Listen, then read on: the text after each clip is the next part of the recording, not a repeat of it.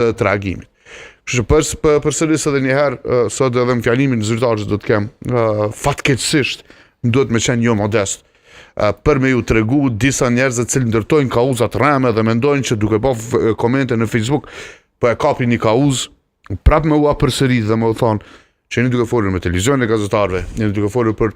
disa njerëz që kanë një vepër në 5 ditët e fundit dhe po jam i gatshëm sot me dalë publikisht me cilin do njëri me i tregu që kemi bona, edhe për kauzën për familjen, edhe për kauzën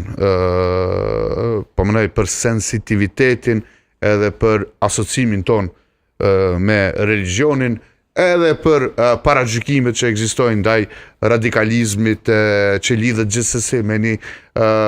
religion caktuar që është gabimi më i tmerrshëm që i ndodh natyrisht në gjitha vendet, por fatkeqësisht ndodh, sot ka islamofobi gjithandej në përbot, dhe mund t'jap edhe shembuj,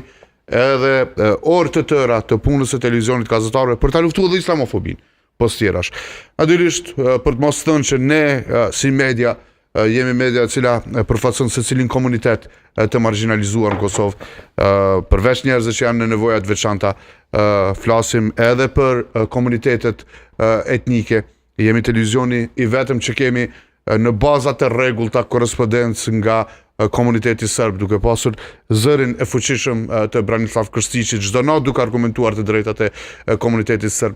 Ju japim hapësirë shumë komuniteteve tjera, sepse mendojmë